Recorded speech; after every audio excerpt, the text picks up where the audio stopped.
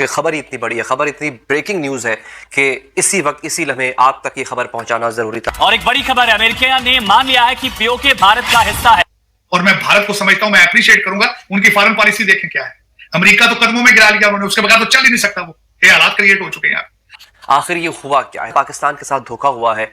America ने भारत का एक नक्शा जारी किया है जिसमें पीओजे के गिलगिट बाल्टिस्तान सबको भारत में दिखाया है, लेकिन लास्ट मिनट पे मोदी जी ने न जाने कान में क्या पढ़ के फूक दिया। देखिए उनकी, मैं जो फॉरेन पॉलिसी की बात कर रहा था, अमेरिका कदमों में और ऊपर रशिया के साथ डीलिंग भी कर रहे हैं।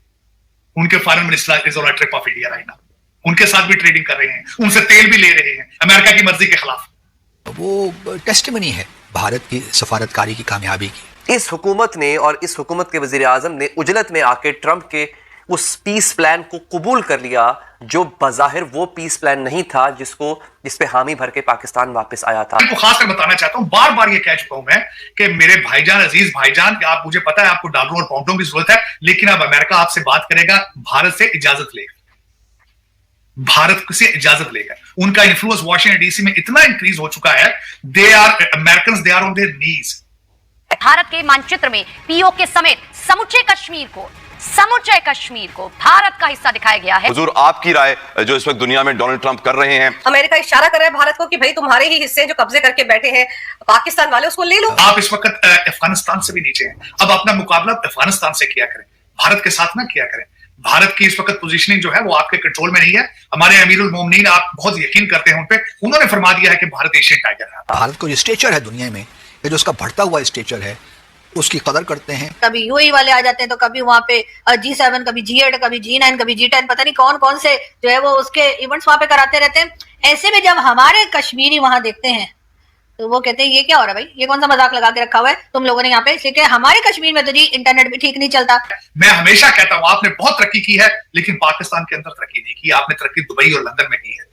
आपने यहां आके अमेरिका के अंदर आपके 1947 के डेलीगेशन ने कहा था कि हमें जो हमारे आर्मी का इक्विपमेंट है वो सारा इंडिया जा चुका है, हमारी आर्मी कमजोर है, हमें डिफेंस के लिए $2 बिलियन दिया जाए। ये 1947 है, उसके बाद आप रुके ही नहीं। जो भारत लॉबिंग करके $500 बिलियन की डील अमेरिका के साथ कर रहा है, उसके अंदर जहाज भी हैं, न्यूक्लियर एनर्जी भी है, डिफेंस डील्स भी हैं। वो तरक्कियों पे हैं, पैसों की टेक्नोलॉजी में, आप खैरात पे हैं। और आज से नहीं है, 76 साल से है। ये पहला आपका मौका नहीं है।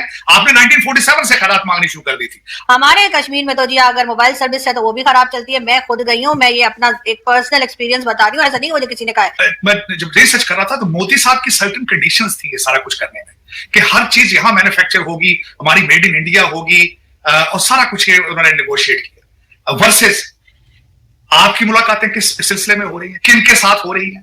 आपकी मैं बता देता हूं सबसे बड़ी खबर कल की क्या थी।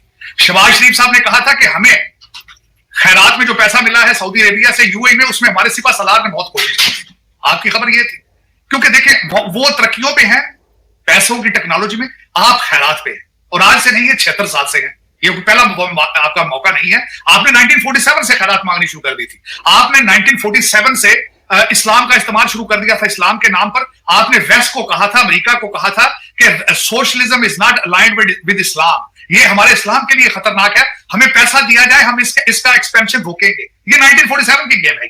आपने यहां आके अमेरिका के अंदर आपके 1947 के डेलीगेशन ने कहा था कि हमें जो हमारे आर्मी का इक्विपमेंट है वो सारा इंडिया जा चुका है, हमारी आर्मी कमजोर है, हमें डिफेंस के लिए $2 बिलियन दिया जाए। ये 1947 है, उसके बाद आप रुके ही नहीं।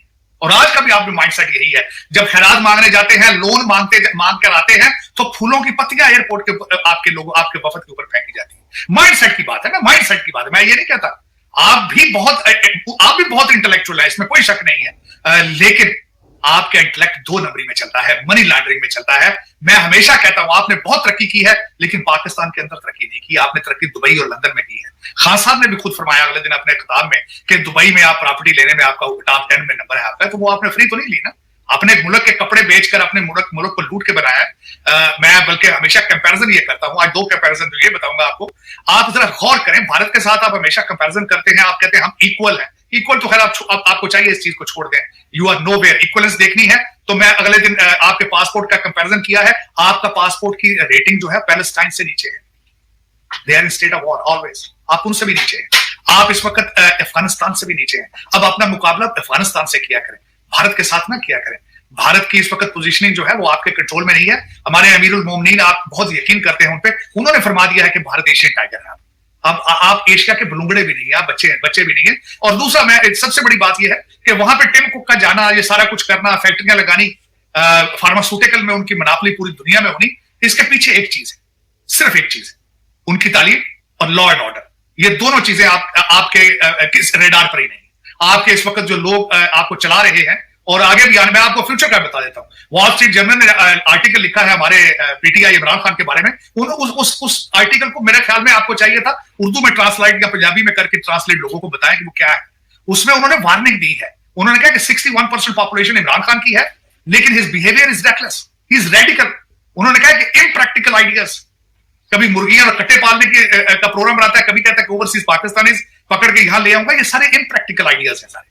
किसी के पास कोई आइडियोलॉजी नहीं है कि आप इस चीज से किस तरह निकल पाएंगे, आप किस तरीके से सर्वाइव करेंगे। मैं हमेशा ये कहता हूं कि आप इंडियन इंस्टीट्यूट ऑफ टेक्नोलॉजी का मुकाबला आप पाकिस्तान में तो नहीं कर सकते, लेकिन देखें ना, आपके जो बाहर से पढ़ के गए हैं उनके ऊपर कैम्ब्रिज, कोलंबिया, ऑक्सफोर्ड, इनकी डिग्रियां भी असर नहीं कर सकी। वजह क्या है? ये एक सवाल है, बहुत बड़ा सवाल है। क्या बात? साजिद साहब, अगर मुझे इजाजत दें, इस पे एक सवाल, क्योंकि आपने बात की ना तो मेरे ज़हन में ये आया कि देखिए, हमारे जो आते हैं वज़ीर आज़म, और हम जिन लोगों की बात कर रहे हैं, जिस भी शोबे में, जुडिशरी से लेकर हमारी पार्लियामेंट तक, ऑक्सफोर्ड के पढ़े हुए, कैम्ब्रिज के पढ़े हुए, जिस वज़ीर आज़म की हम बात करें, अपने हमसाया मुल्क वज़ीर आज़म की, वो कितना पढ़ा लिखा है? चाय वाला वहां पे उनको ये कहा जाता है। लेकिन ये रोको, सबसे पहले उनके कितने वज़ीर आज़म जो है वो मुल्क छोड़कर भागे? उनके कितने एस्टेब्लिशमेंट या ब्यूरोक्रेसी जो है वो मुल्क के अंदर रहती है या भाग जाती है वहां से? कितने लोग इस वक्त आपके जो 5,000 10,000 लोग जो रूल कर रहे हैं, उनको कितनों को शौक है कि हमारी लेगेसी क्या होगी? तो है किसी को शौक? आप मुझे ये बताएं ना, आपका कौन से कितने जज या कितने रिटायर्ड लोग पाकिस्तान में रहना पसंद करते हैं? कितनों के बच्चे पाकिस्तान में पढ़ रहे हैं? मुझे यही बता दें आप, वर्सेज आप कंपेयर करें उनको, कंपेयर करें उनको। वजह यह है कि आप दर हकीकत और फ्यूचर में भी कुछ नजर नहीं आ रहा। मैं हालांकि कोशिश करता हूं कि आई शुड रिमेन ऑप्टिमिस्टिक। मैं यहां पे हमेशा बात करता था कि half glass full and half glass empty, there is always light at the end of the tunnel, लेकिन सारी फिलॉसफीज खत्म हो गई पाकिस्तान में जाके। उसकी वजह यह है, ऑक्सफोर्ड से पढ़ के लोग जाके जिहाद प्रमोट कर रहे हैं, ऑक्सफोर्ड से पढ़ के जाके, और डबल स्टैंडर्ड है कि अपनी औलाद बैठी है, उनको जिहाद नहीं कराना पाकिस्तान में बुला के, उनको सवाब की जरूरत नहीं है। किस तरीके से यहाँ पे पीर बैठ के आपको नक्शे बना के दे रहे हैं। मैं कल भी अगले दिन एक जगह पे चीखा हूं मैं इस बात में, और मैंने कहा यार कोई टूना पाकिस्तान के लिए भी करो यार, पाकिस्तान के लिए भी कुछ टूना करो ना, कोई जादू करो। मैं कहता हूं ठीक है, तुम्हारे अमलियात अगर इतने कामयाब हैं कि इस दिन फला दिन निकाह करना है तो वज़ीर आज़म बन जाना है, तो कोई डेट निकालो, पाकिस्तान की डेट भी निकालो ना कोई, कि फला दिन से पाकिस्तान के अच्छे दिन शुरू हो जाए, फला दिन से IMF गलती से $20 बिलियन छोड़ जाए, फला दिन को टूना ऐसा करो, जादू करो कि पाकिस्तान में टिम कुक ही पाकिस्तान में आ जाए। इन्होंने कहा अगले दिन कि 262 अटैक हुए टेररिज्म के एक साल के अंदर। साल के पूरे दिन होते हैं 365, तो 262 दिन अगर अटैक हो तो वहां क्या फ्यूचर होगा लोगों? लोग देखिए, लोग सीरिया से भाग रहे हैं, लोग पैलेस्टीन से भाग रहे हैं, लोग आप सूडान से भागेंगे, वहां जंग शुरू हो चुकी है, लोग लिबिया से भाग रहे हैं, इसी तरह लोग पाकिस्तान से भागेंगे। 262 अटैक साल में, वहां को रहने वाली हालत है। दूसरी इन्फ्लेशन ने कमर तोड़ दी है, चौथी जखीरांदोजी हो रही है, पांचवें आपके करप्शन के रेट डबल हो चुके हैं, तो लोग क्या करेंगे? किधर जाएंगे लोग? बिल्कुल मैं समझता हूं कि किसी, मेरे नजर में तो अच्छा, दूसरा देखें, आपके लोग लंदन से आते हैं लूट के, फिर लंदन में चले जाते हैं, जो आपकी रूलिंग एलीट की भी यही हालात है ना, वो कौन सा रहते हैं यहाँ पे? वो भी तो आते हैं। जी साली साहब, अभी जो आपने बातें गिनवाई ना, उसमें एक और खबर जिस पे आपसे के साथ बात नहीं हो पाई, वो आपको पता है कि चाइनीज इंजीनियर वाला वाकया, तो ये बात कही जा रही है कि चाइना और पाकिस्तान के जो ताल्लुकात हैं वो इस बिना पर खराब हो सकते हैं। खराब पहले भी ठीक नहीं थे आलिया, आपके हालात पहले भी इसी किस्म के हालात थे। पहले भी दासू डैम के ऊपर पहले भी अटैक हो चुके हैं, वो पहले भी अपना नीलम वो बना रहे थे, डैम छोड़कर वापस जा चुके थे। आपने उनसे, और फिर उसके बाद ये भी बात हुई थी कि वो कहते थे कि हम अपनी फौज भेजते हैं, अपनी सिक्योरिटी एजेंसी भेजते हैं हमारी हिफाजत करने के लिए, क्योंकि you were failed to do it. इसके ऊपर एलिगेशन ये है कि वो कहता था नमाज का वक्फा कम करो, और इससे इस्लाम खतरे में आ गया। ये तब होता है जब हुकूमत कमजोर हो, जब रेट ऑफ गवर्नमेंट कमजोर हो। मैं कल किसी से बात कर रहा था, देखे सिर्फ एक आदमी के पास ये सारा कुछ इख्तियार है, आप क्योंकि आपके मार्शल आर्ट्स जो लगे आपके, उन्होंने प्रूव किया था कि किस तरीके से कंट्रोल करना है इसको, और सिर्फ इस वक्त भी आपकी ताकत सिर्फ एक आदमी के हाथ में, जो आपका ऑर्गेनाइज एस्टेब्लिशमेंट का हेड है, उसके हाथ में। टफ फैसले उसने करना है, रेट ऑफ गवर्नमेंट उसने एस्टेब्लिश करनी है, हर चीज को उसने रोकना है, लेकिन वो एक्शन नहीं कर रहा है। वो इन सबको छोड़ के ये सारे लुटेरे जितने डाकू हैं मुख्तलिफ बैठे हैं इदारों में, वो मेरा अपनी अपनी मर्जी कर रहे हैं। बिल्कुल उसी चाइना से रिलेशनशिप किस तरह ठीक होगा जब उनका जानो माल ही यहाँ पे महफूज नहीं होगा? किस तरह होगा? और आप सी पैक को सीरियस नहीं ले रहे, आप चाइना को सीरियस नहीं ले रहे। मेरा ख्याल आपको, मेरा ख्याल है कभी ना कभी अमेरिका के डॉलर जो है, और ज्यादातर आपके दूसरी सबसे बड़ी बात यह है, मैं हमेशा ये रिक्वेस्ट करता हूं अपनी एस्टेब्लिशमेंट से और दूसरे लोगों से कि यार आप अपने बच्चों को यहां से निकाल के चाइना में पढ़ाएं। उसकी वजह यह है कि शायद उनका आप पे ट्रस्ट रिस्टोर हो। अब होता क्या है, बच्चे इनके यहां हैं, उनको पैसों की डॉलरों की जरूरत यहां है, तो वो एक झुकाव रखते हैं अमेरिका साइड से। हालांकि अमेरिका पाकिस्तान के नेशनल इंटरेस्ट ये है कि चाइना के साथ रिलेशनशिप बेहतर किया जाए। उसकी वजह यह है। और दूसरा मैं इनको खासकर बताना चाहता हूं, बार बार ये कह चुका हूं मैं कि मेरे भाईजान, अजीज भाईजान, कि आप, मुझे पता है आपको डॉलरों और पाउंडों की जरूरत है, लेकिन अब अमेरिका आपसे बात करेगा भारत से इजाजत लेकर, भारत से इजाजत लेकर। उनका इन्फ्लुएंस वॉशिंगटन डीसी में इतना इंक्रीज हो चुका है, they are American, they are on their knees. Tim Cook की मिसाल ले लें, फार्मास्यूटिकल की मिसाल ले लें, और उन्हें पता है चाइना को हमने काउंटर करना है तो इनको साथ लेकर काउंटर करना है। और मैं भारत को समझता हूं, मैं अप्रिशिएट करूंगा उनकी फॉरेन पॉलिसी। देखें क्या है, अमेरिका तो कदमों में गिरा लिया उन्होंने, उसके बगैर तो चल ही नहीं सकता। वो ये हालात क्रिएट हो चुके हैं।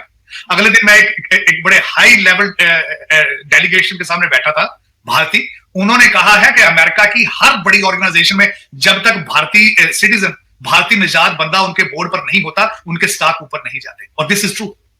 वर्ल्ड बैंक का हेड जो अजय बंगा है, उसकी पोजीशनिंग देख लें आप। और उसके बाद मैं ये बताना चाहूंगा कि अब वो उनकी मर्जी की, देखें उनकी, मैं जो फॉरेन पॉलिसी की बात कर रहा था, अमेरिका कदमों में और ऊपर रशिया के साथ डीलिंग भी कर रहे हैं। उनके foreign minister is on a trip of India right now, उनके साथ भी ट्रेडिंग कर रहे हैं, उनसे तेल भी ले रहे हैं अमेरिका की मर्जी के खिलाफ।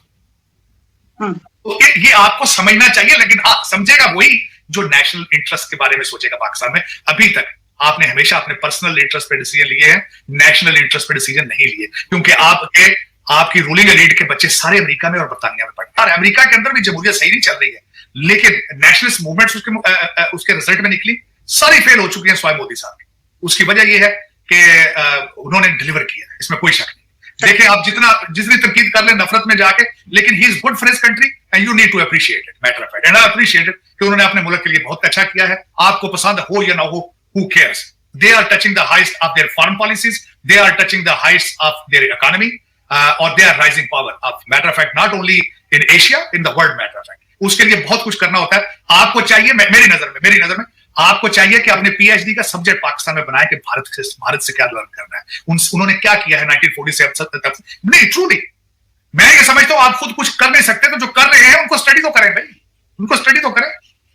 डॉक्टर मनमोहन सिंह पे रिसर्च करें, नरसिम्हा राव पे रिसर्च करें, देखें वो क्या, मोदी साहब पे रिसर्च करें वो क्या डिलीवर कर रहे हैं, अडानी साहब पे रिसर्च करें उन्होंने किस तरह सारा कुछ कर रहे हैं। लेकिन इस सब चीजों के पीछे ये एक बात कॉमन जरूर होगी, खुदारा ये दहशतगर्दी से जान छुड़ा, खुदा ये 262 हमले लोगों को बता के जो पैसे मांगते हो, देखिए जी हम मजलूम हैं, हम आपकी जंग लड़ते रहे हैं, हमारी इतनी शहादतें हैं, हम तो शहीद हो गए, मारने वाला भी मुसलमान है, मरने वाला भी मुसलमान है, दोनों शहीद हैं। कैसे, क्या बात कर रहे हो भाई, क्या क्लेम कर रहे हो, दोनों शहीद हैं।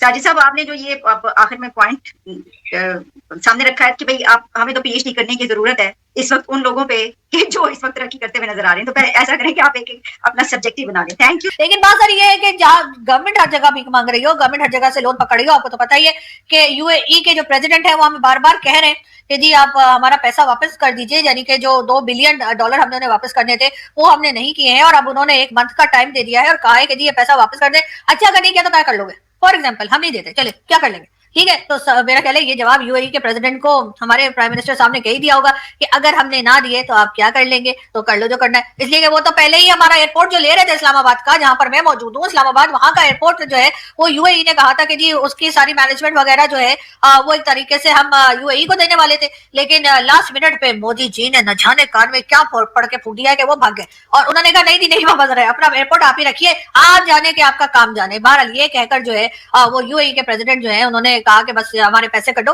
जो 2 बिलियन, अरे 2 बिलियन हमारे पास होते तो क्या हम इधर उधर कटोरा लेके घूम रहे होते कि भाई 1 बिलियन के लिए, कभी 1.5 बिलियन के लिए जो हम वर्ल्ड बैंक और IMF जाते हैं, क्या हम ऐसे घूम रहे होते हैं? मतलब ये यूएई वाले भी ना, इनको कितना भी पैसा आ जाए ना, इनके पास तालीम नहीं है, ये बिल्कुल अनपढ़ लोग हैं, वरना इनको पता होता कि हमारे पास तो पैसे है ही नहीं, हमारे पास बिलियन तो क्या मिलियन डॉलर्स भी नहीं होते अक्सर।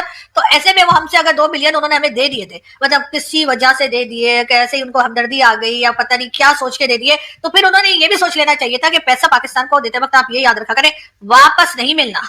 और अगर आपने वापस मिलने की आस लगाई है तो आपने एक चीज और है हमारे पास, वो है कर्जा हंसना, जो कि इस्लाम में कहा जाता है जब कोई कर्जा वापस मांगे तो हंस दो। तो हम यही कर रहे होते हैं कि अगर हमसे कर्जा मांगा जाए तो हंस देते। लेकिन खैर हालात ऐसे हो गए हैं कि बलूचिस्तान में जो अटैक चल रहे हैं उसमें फीमेल्स भी हिस्सा ले रही हैं, यानी वो इतने तंग आ चुके हैं आपसे, आपकी हरकतों से, आपकी पॉलिसीज से, कि अब जो लेडीज हैं उन्होंने भी जो है इस तरह के अटैक्स में हिस्सा लेना शुरू कर दिया है। तो अब बात सारी ये है कि सरफराज बुक्की साहब जो है वो तो एक तरह के पपेट चीफ मिनिस्टर है, सारी दुनिया जानती है। उनको चाहिए कि थोड़ा सा गैरत खाएं, थोड़ी सी शर्म करें और अपने लोगों के लिए आवाज उठाएं, अपने लोगों के लिए काम करें, जो वहां पर बलूचिस्तान में दुहाइयां दे रहे हैं उन लोगों की बात को सुने, ताकि ये मामला जो है बलूचिस्तान के वो आपके काबू में आ सकें। अभी भी वक्त है, अपने आप को संभाल लीजिए, बलूचिस्तान को संभाल लीजिए, उनके लोगों के ऊपर जुल्म बंद कर दीजिए। ऐसा ना हो कि जैसे मैंने हमेशा कहा कि 71 जो है वो दोहरा लिया जाए और उसके बाद आप कहें कि जी भारत ने ऐसा कर दिया और भारत ने वैसा कर दिया, क्योंकि जो बांग्लादेश बना था उसमें भी भारत का इतना कोई खास कंट्रीब्यूशन नहीं था।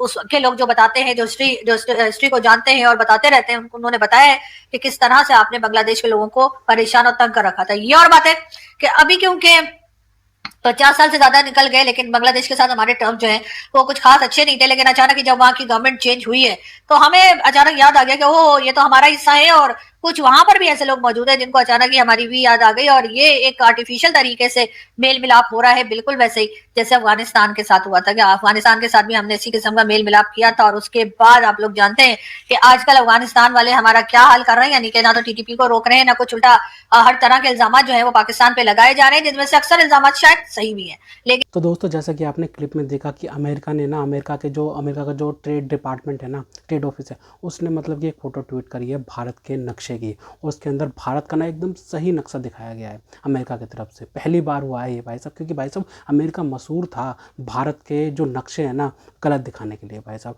हमेशा भाई साहब भारत का जो POK का पार्ट है ना, जो भाई साहब पाकिस्तान अधिकृत कश्मीर है, POK पाकिस्तान ऑक्युपाइड कश्मीर है, जो पाकिस्तान ने कब्जा रखा है ना भारत का जो कश्मीर है, उसको भाई साहब काट के दिखाने का, भारत के हिस्से को काट के दिखाने का अमेरिका का इतिहास रहा है।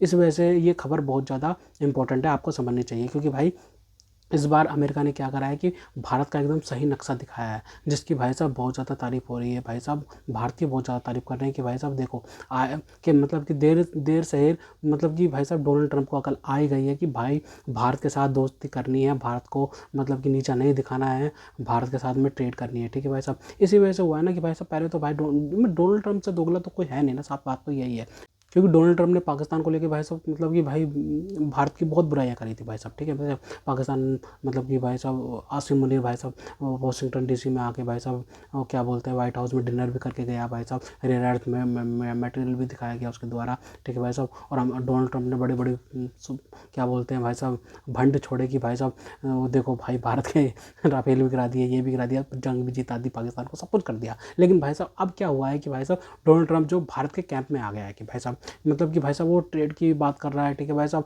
भारत को डायरेक्ट टेक्नोलॉजी ट्रांसफ़र की बात कर रहा है। ठीक है, और उसके बाद भाई साहब भारत का जो टैरिफ है ना वो 18% भी कर दिया है मतलब कि डोनाल्ड ट्रंप ने। तो भाई साहब ये हो क्यों रहा है, ये हुआ कैसे? ये भाई भारत की डिप्लोमेसी है, साफ तौर पे भारत की भाई साहब हार्ड कोर वाली ना मतलब कि डिप्लोमेसी है। इसे पता है किसी चीज़ से समझ सकते हैं कि भाई साहब भारत जो है ना प्रधानमंत्री नरेंद्र मोदी झुके नहीं। अमेरिका जो है ना ब्लफ खेल रहा था भारत के साथ में मतलब कि भारत कैसा रिएक्ट करता है, रिएक्शन पे, सिर्फ और सिर्फ रिएक्शन पे ही अमेरिका का फोकस था कि भारत कैसे रिएक्ट करता है। जब हम भारत के ऊपर सेंसस लगाएंगे, भारत के ऊपर टैरिफ लगाएंगे, ठीक है, भारत को मतलब कि भाई साहब मतलब नीचा दिखाएंगे तो भारत कैसे रिएक्ट करता है। अब डोनाल्ड ट्रंप को बात समझ में आ गई है, भारत का रिएक्शन उसने देख लिया है, क्योंकि भारत ने मतलब कि भाई साहब बिल्कुल भी पीछे मुड़कर नहीं देखा। भारत अपने बयान पे, अपने स्टैंड पे एकदम क्लियर है, हम नॉन अलाइनमेंट की नीति को अपना के रखेंगे। भारत ने किसी के साथ भी मतलब कि ना अमेरिका के साथ में, ना रशिया के साथ में, ना चाइना के साथ में, मतलब किसी के साथ में, किसी के कैंप में जाता ही नहीं है भारत। दोस्ती सबसे रखते हैं लेकिन भाई किसी के कैंप में नहीं जाते हैं। अगर कोई दुश्मनी करता है तो उसके साथ भाई साहब दुश्मनी निभाई जाती है। ठीक है भाई साहब, ये बात भाई डोनाल्ड ट्रंप को समझ में आ गई कि भारत भाई झुकने वाला नहीं है, भारत को झुकाया नहीं जा सकता। इसी वजह से भाई साहब रात को सोते वक्त ही भाई डोनाल्ड ट्रंप को सपना आया कि भाई साहब भारत के साथ रिश्ते करने ज़रूरी हैं। जो मेरे साथ में जो चमचे, जो चापलूस लोग जो घूम रहे थे ना, जो कह रहे थे कि भाई भारत के साथ में ये कर दो, भारत के साथ में वो कर दो, भारत को मतलब कि नीचे दिखाओ, ये कराओ, तो भाई साहब अब डोनाल्ड ट्रंप को अकल आ गई है और उन लोगों को फारिग कर दिया होगा भाई साहब उस बंदे ने, मतलब डोनाल्ड ट्रंप ने। जो चापलूसी कर रहे थे ना कि भाई साहब ये मतलब कि जो गलत राय दे रहे थे डोनाल्ड ट्रंप को, भाई साहब उनको बिल्कुल फारिग कर दिया होगा डोनाल्ड ट्रंप ने। ये बात एकदम सच है, ठीक है भाई साहब। अब डोनाल्ड ट्रंप मतलब कि क्या है ना, अब डोनाल्ड ट्रंप भारत के साथ में ना असल मायने में अब डील करना चाहता है। अब जो है ना, अब मैं आपको बड़ी बात बता रहा हूँ कि भारत को अब साइड में रख के अब वो सिर्फ और सिर्फ फोकस किस पे करेगा, चाइना और रशिया पे, ठीक है भाई साहब। अब भारत भले ही अब मतलब कि क्या बोलते हैं रशिया से ऑयल लेता रहे, क्योंकि भाई ऑयल तो अभी भी ले रहा है भारत, भले ही थोड़ा सा कम कर दिया, क्योंकि भाई साहब रशिया ने मतलब कि भाई डिस्काउंट रेट कम कर दिया था, क्योंकि भाई साहब क्योंकि भारत 20 लाख टन का कच्चा तेल ना भाई साहब रशिया से ले रहा था, लेकिन भाई साहब भारत ने अब 18, 17 और 15 लाख टन कर दिया है, मतलब कि थोड़ा कम कर दिया, क्योंकि भाई साहब डिस्काउंट रेट जो हमें $20 पर बैरल मिल रहा था ना हमें डिस्काउंट रेट, वो भाई साहब रशिया ने खुद ही कम कर दिया, क्योंकि भाई साहब रशिया के पास और भी खरीदार आगे होंगे। और फिर मतलब कि जिस टाइम पे मतलब यूक्रेन और रशिया की वॉर चल रही थी ना, उस टाइम पे मतलब कि ज़्यादा दिक्कत थी रशिया को कि भाई साहब कोई खरीद नहीं रहा था। उस टाइम पे भारत ने भाई साहब मदद करी है उस टाइम पे रशिया की, तो रशिया भूलेगा नहीं इस बात को भारत की, ठीक है भाई साहब। भारत ने जो सपोर्ट किया है, उसके बाद भाई रशिया का क्या बयान आया है कि रशिया क्या बोलते हैं, भारत एकदम आज़ाद है किसी से भी तेल लेने के लिए। अगर भारत पूरा कट डाउन कर देता है ना रशियन ऑयल इंपोर्ट कराना रशिया से, तो भाई साहब रशिया को भी ये भी मंजूर है। बयान आया है भाई साहब इस चीज़ का, ठीक है भाई साहब। रशिया ने तो भाई साहब सीधा सीधा बोल दिया है। लेकिन भाई साहब मतलब कि जिस भी कंट्री से हम अगर तेल मंगवाते हैं ना, ईरान, सऊदी अरेबिया या फिर वेनेजुएला से, जिससे भी मंगवाते हैं ना, उसके मुकाबले रशिया से तेल मंगाना ना भारत को ईजी पड़ रहा है, मतलब कि भारत को डिस्काउंट मिल रहा है, अच्छा खासा डिस्काउंट मिल रहा है। इसलिए भारत थोड़ा कम जरूर कर सकता है, लेकिन भाई भारत मतलब कि तेल मंगवाना बंद नहीं करेगा भाई साहब। ये बात एकदम साफ है, डोनाल्ड ट्रंप को भी बता दी गई है, ठीक है भाई साहब। डोनाल्ड ट्रंप ने जो दावा किया था ना ट्वीट में कि भाई साहब भारत ने बात मान ली है हमारी रशियन ऑयल ना लेने की, तो भाई साहब इंटरनेशनल मीडिया पढ़ो, आर्टिकल्स पढ़ो, उसमें सारा मिल जाएगा। भारत अभी तक ऑयल खरीद रहा है, ठीक है भाई साहब। भारत के MEA minister of external affairs के मंत्रालय से कोई बयान नहीं आया है कि भारत मतलब कि कट डाउन कर रहा है, मतलब थोड़ा बहुत कट डाउन तो स्टार्टिंग से था, लेकिन भाई साहब मतलब बिल्कुल ही ख़त्म कर दिया है इंपोर्ट रशिया से क्रूड ऑयल का, ये बयान कोई नहीं आया। तो ये बात तो डोनाल्ड ट्रंप की एकदम गलत थी। लेकिन 18% टैरिफ पर बात हो गई है, जॉइंट स्टेटमेंट आ गया है, और मतलब कि भारत सबसे बड़ी बात, ठीक है, जो क्या बोलते हैं डेयरी और जो एग्रीकल्चर की जो वो है ना क्या बोलते हैं सेक्टर है, उसमें भाई अमेरिका को कोई भी स्पेस या फिर वैक्यूम नहीं देने जा रहा, ठीक है भारत, ठीक है। भारत ने साफ साफ कह दिया है कि भाई साहब जो हमारा डेयरी सेक्टर है, क्या बोलते हैं एग्रीकल्चर सेक्टर है जो हमारा, वो हमारे किसानों के लिए है, सिर्फ और सिर्फ किसानों के लिए है, ठीक है भाई साहब। हम लोकल चीज़ें प्रोड्यूस करना चाहते हैं, हम मेक इन इंडिया को बढ़ावा देना चाहते हैं, भारत के लोग भारत की चीज़ें ही खरीदें, ठीक है भाई साहब, खासकर एग्रीकल्चर डेयरी सेक्टर में, क्योंकि भाई साहब अमेरिकन अगर आ गए इस सेक्टर में, तो भाई साहब हमारा जो है ना ये किसान जो है ना भाई साहब, किसानों की जो अर्निंग है ना, जो आय है ना भाई साहब, वो ख़त्म हो जाएगी भाई साहब, ना के बराबर हो जाएगी। अगर भाई साहब सारा का सारा फ़ायदा अमेरिकन ले जाएंगे, हमें हमारे लोकल जो किसान हैं, मतलब कि जो हमारे मेहनत करते हैं भाई साहब किसान, वो मतलब कि इस चीज़ से वंचित हो जाएंगे, जो कि भारत के लिए सही नहीं रहेगा। भारत के किसानों को अगर आगे बढ़ाना, भारत को अगर आगे बढ़ना है, तो भाई किसानों को सपोर्ट करना पड़ेगा, किसानों को आगे आना पड़ेगा। ये भारतीय गवर्नमेंट का सबसे ऐतिहासिक और सबसे बड़ा और सबसे फ़ायदेमंद मतलब कि फैसला होने जा रहा है, ठीक है। क्योंकि अमेरिका को समझ आ गया है, जैसे EU के साथ में, यूरोपियन यूनियन के साथ में भारत ने ट्रेड डील करी है, वैसे ही अब US के साथ भी अगर कर लेता है भारत, तो भाई साहब भारत को मतलब कि अमेरिका को बहुत ज़्यादा फ़ायदा हो जाएगा, बहुत ही ज़्यादा फ़ायदा हो जाएगा। अब मुझे नहीं लगता कि भाई साहब अमेरिका कोई ब्लफ खेलेगा इंडिया के साथ में और पाकिस्तान की तारीफ़ें करेगा और पाकिस्तान को कोई भी सहूलियत देगा, क्योंकि भाई साहब अब क्योंकि भारत का जो नक्शा दिखा दिया गया है ना भाई साहब अमेरिका की तरफ से, अमेरिका ट्रेड डिपार्टमेंट ने जो मतलब कि ट्वीट करा है ना भाई साहब, वो दर्शाता है कि भाई अब अमेरिका भाई साहब पाकिस्तानियों को मतलब खुश करने में नहीं लगेगा, अब भारत का साथ सपोर्ट किया जाएगा और भारत के साथ में चला जाएगा। क्योंकि भाई साहब भारत को खुश करने वाली बात है ही नहीं। क्यों नहीं है, क्यों मैं बता देता हूँ क्यों है। देखो क्योंकि भारत का जो असली नक्शा है ना, जो UN में रजिस्टर्ड है, ठीक है भाई साहब, वो POK के साथ ही है, ठीक है भाई साहब, जो पाकिस्तान ने कब्जा रखा है। ठीक है भाई साहब, उसी के साथ में हमारा पूरा भारत का नक्शा बनता है, अखंड भारत बनता है। ठीक है, तो भाई तो उसमें क्या है ना, यूएन में भी रजिस्टर्ड है। पाकिस्तान तो इलीगली ऑक्यूपाई कर रखा है ना भाई साहब। तो भाई साहब अमेरिका ने तो एकदम सही चीज़ दिखाई है, इसमें क्या बोलते हैं, भारतीयों को खुश करने वाली कोई बात ही नहीं है। ठीक है भाई साहब, लेकिन उन्होंने एकदम सही नक्शा दिखाया है इस बात। ईयू और यूएस के बाद मिडिल ईस्ट भी भारत से ट्रेड करने के लिए आतुर है। ठीक है भाई साहब, वो भी ट्रेड करना चाहता है, ये बहुत अच्छी बात है भारत के लिए। ठीक है भाई साहब, भारतीय प्रधानमंत्री अभी मलेशिया की यात्रा पे हैं, उधर वहाँ पे क्या बोलते हैं, मोदी जी का बहुत ज़्यादा भव्य तरीके से मतलब कि स्वागत किया गया है, और भी ज़्यादा। और ठीक है, और टेक्नोलॉजी पर भी बात हो रही है बहुत सारी, भारत भी मतलब कि टेक्नोलॉजी देगा उनको भाई साहब, ये बात चली, भारत उनको टेक्नोलॉजी देगा भाई साहब। कितने कितने क्षेत्र में भारत उनको टेक्नोलॉजी देने जा रहा है, उनके जो एयरक्राफ्ट है उनको अपग्रेड करने जा रहा है, ये कितनी बड़ी बात है भाई भारत के लिए। ठीक है भाई साहब, उनके साथ भी फ्री ट्रेड एग्रीमेंट होने वाला है, कितनी अच्छी बात है। ठीक है भाई साहब, मतलब कि दोनों देशों के लिए, भारत के लिए, तो भाई गल्फ नेशंस के साथ में हमें बहुत ज़्यादा तरक्की करने की ज़रूरत है भाई साहब, उनके साथ ट्रेड बढ़ाने की ज़रूरत है कि पाकिस्तान को बिल्कुल भी वैक्यूम और स्पेस ना दिया जाए, पाकिस्तान को अलग थलग किया जाए, यही भारत की नीति होनी चाहिए। क्योंकि पाकिस्तान, जो भारतीय गवर्नमेंट ने जो स्टैंड अपनाया ना कि पाकिस्तानी को तो बात ही मत करो यार, इनकी जितनी बात करेंगे उतना इनको स्पेस मिलेगा, इनकी बात ही मत करो, कहीं पे भी इनको बात ही मत करो, हाथ ही मत मिलाओ, देखो भी मत इनकी तरफ। सबसे बेस्ट और सही तरीका है पाकिस्तान को आइसोलेट करने के लिए। तो खैर, तो दोस्तों अगर आपको हमारी ये वीडियो पसंद आई हो तो कम से कम व्हाट्सएप पर जरूर शेयर कीजिएगा, साथ साथ चैनल को सब्सक्राइब करके हमारा मनोबल जरूर बढ़ाएगा, ताकि हम आपके लिए ऐसे ही मनोरंजन वीडियोस बनाते रहें। तो गाइस, मिलते हैं आपसे अगली वीडियो में, तब तक के लिए जय हिंद।